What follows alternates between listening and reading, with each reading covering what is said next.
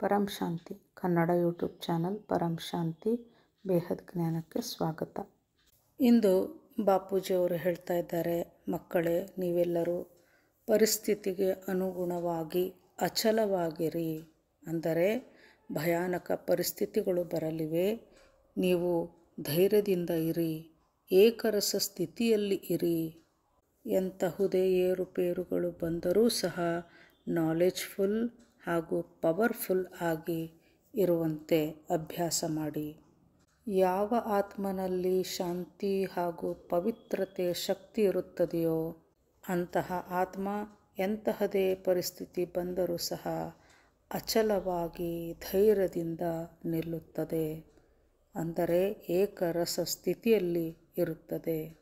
ನಾವು ಆತ್ಮರು ವಿಶೇಷವಾದಂತಹ 2 ಶಕ್ತಿಗಳನ್ನು ಧಾರಣೆ ಮಾಡಿಕೊಂಡಾಗ, 2 ಶಕ್ತಿಗಳು ಅಂತಂದರೆ ಶಾಂತಿ ಹಾಗೂ ಪವಿತ್ರತೆ, ಪರಮ ಶಾಂತಿಯನ್ನು ಹರಡುವಂತಹ ಕೆಲಸ ನಿರಂತರವಾಗಿ ನಾವು ಮಾಡುತ್ತಿದ್ದರೆ ಪರಮ ಶಾಂತಿಯ ವೈಬ್ರೇಷನ್ನಿಂದ ನನ್ನ ಆತ್ಮನಲ್ಲಿ ಎಂತಹ ಶಕ್ತಿಗಳು ಉತ್ಪತ್ತಿಯಾಗುತ್ತವೆ, ಹುಟ್ಟಿಕೊಳ್ಳುತ್ತವೆ ಎಂದರೆ ಎಂತಹ ಪರಿಸ್ಥಿತಿಯಲ್ಲಿಯೂ ಸಹ ನಾನು ಆತ್ಮ ಏಕರಸ ಸ್ಥಿತಿ ಅಚಲವಾಗಿ ಧೈರ್ಯವಾಗಿ ನಿಲ್ಲುತ್ತೇನೆ.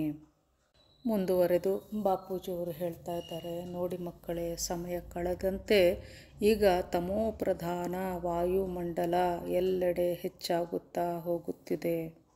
ಇದರಿಂದಾಗಿ ತನು, ಮನ ಹಾಗೂ ಧನ ಹಾಗೂ ಸಂಬಂಧ ಸಂಪರ್ಕಗಳು, ಇದರೊಂದಿಗೆ ನಮ್ಮ ದಿನಚರಿಯಲ್ಲಿ ಚಿಕ್ಕ ಪುಟ್ಟ ಸಮಸ್ಯೆಗಳು, ಕೆಟ್ಟ ಪರಿಸ್ಥಿತಿಗಳು ಸಹ ಬರಲಿವೆ. ಆದರೆ ನೀವು ಬೇಹದ್ ಮಕ್ಕಳು, ನೀವು ಸಾಮಾನ್ಯ ಮಕ್ಕಳಲ್ಲ, ನೀವು ಮಾಸ್ಟರ್ ಶಕ್ತಿಮಾನ್ ಮಕ್ಕಳಾಗಿದ್ದೀರಾ. ಹೀಗಾಗಿ ನಿಮ್ಮ ಮುಂದೆ ಎಂತಹದೇ ಪರಿಸ್ಥಿತಿ ಬಂದರೂ ನೀವು ಧೈರ್ಯವಾಗಿರಿ ಹಾಗೂ ನಿಮ್ಮನ್ನು ನೀವು ಚೆಕ್ ಮಾಡಿಕೊಳ್ಳಿ. ಚೆಕ್ ಮಾಡಿಕೊಳ್ಳೋದು ಅಂತಂದರೆ, ನಾನು ಆತ್ಮ ಎಲ್ಲ ಪರಿಸ್ಥಿತಿಗಳಲ್ಲಿಯೂ ಸಹ ನಾನು ಪರಮ ಶಾಂತಿಯ ಸ್ಥಿತಿಯಲ್ಲಿ ಇದ್ದೇನೆಯೇ ಎಂದು ಚೆಕ್ ಮಾಡಿಕೊಳ್ತಿರಬೇಕು.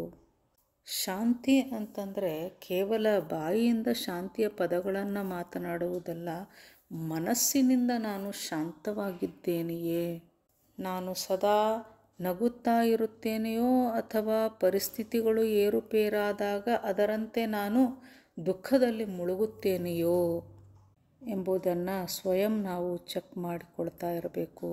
ಬಾಪೂಜಿಯವರು ಹೇಳ್ತಾ ಇದ್ದಾರೆ, ಮಕ್ಕಳೇ, ನಿಮ್ಮ ಈ ಶಾಂತ ಸ್ವಭಾವವೇ ನಿಮ್ಮನ್ನು ಸಂಪನ್ನರಾಗಿ ಮಾಡಬಲ್ಲದು.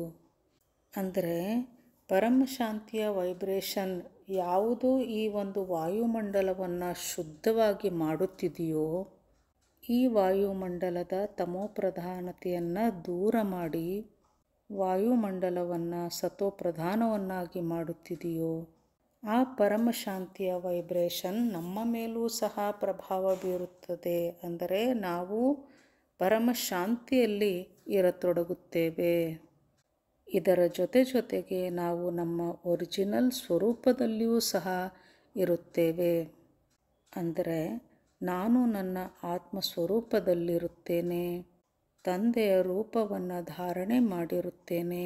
ಅಂದರೆ ನಾನು ಈ ಸಾಕಾರ ಶರೀರವಲ್ಲ, ನಾನು ಆ ಪರಮಪಿತ ತಂದೆಯ ಒಂದು ರೂಪವೇ ಆಗಿದ್ದೇನೆ.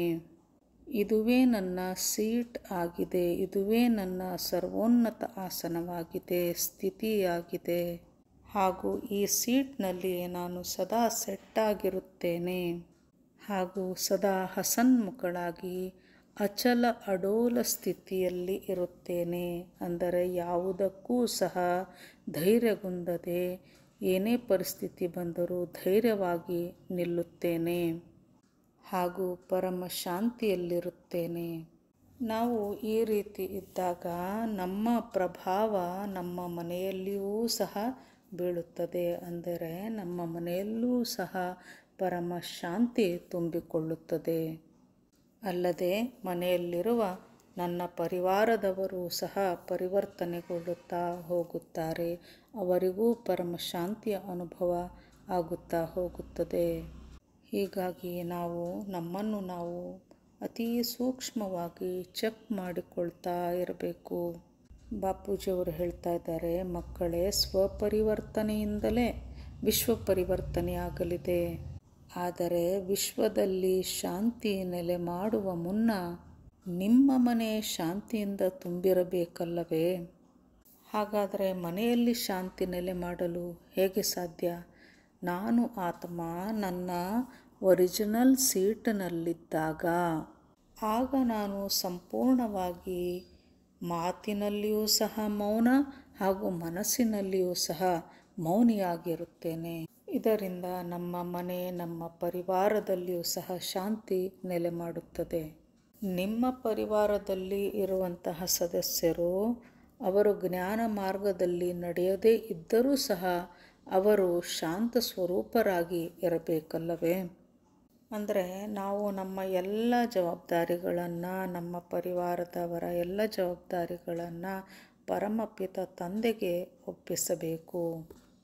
ಆಗ ಎಲ್ಲರೂ ಬಹಳ ಆನಂದವಾಗಿ ಹಾಗೂ ಪರಮ ಶಾಂತಿಯಲ್ಲಿ ಇರತೊಡಗುತ್ತಾರೆ.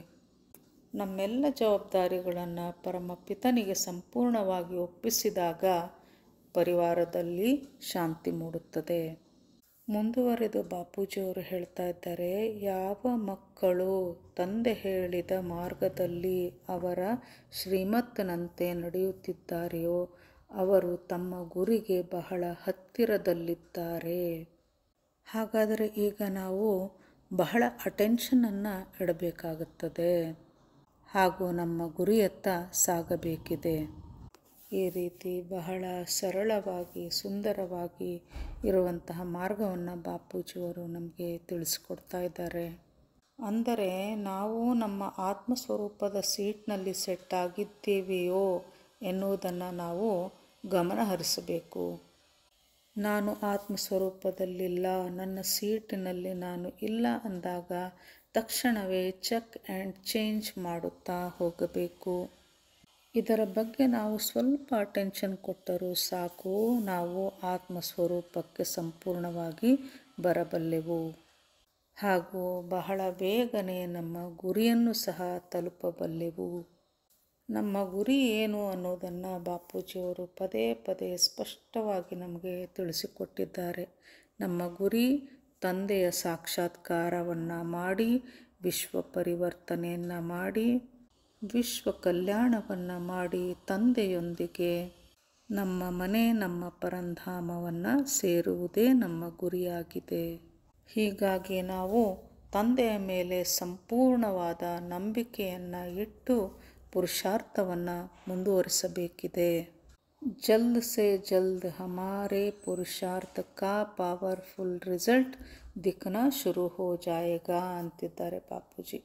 ಅಂದರೆ ಸಮರ್ಪಣ ಭಾವದಿಂದ ನಾವು ನಮ್ಮ ಪುರುಷಾರ್ಥವನ್ನು ಮಾಡುತ್ತಾ ಹೋದಾಗ ನಮ್ಮ ಪುರುಷಾರ್ಥದ ಫಲ, ರಿಸಲ್ಟ್ ನಮ್ಮ ಕಣ್ಣ ಮುಂದೆಯೇ ನಾವು ನೋಡಬಲ್ಲೆವು ಎಂದು ಬಾಪೂಜಿಯವರು ತಿಳಿಸಿಕೊಟ್ಟಿದ್ದಾರೆ.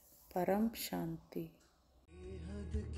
ಪರಮ ಶಾಂತಿ ಸೋಚೋ ಬೋಲೋ ಪರಂ ಶಾಂತಿ. Join us daily for our morning live meditation, Monday to Saturday, 5:30 to 6:30 a.m. Join us daily for live meditation, 10 p.m. to 11 p.m. on YouTube Live. Subscribe now. Website www.paramshanti.org. Email us anand@paramshanti.org. Like, share, subscribe. Join today. बेहद की परम शांति सो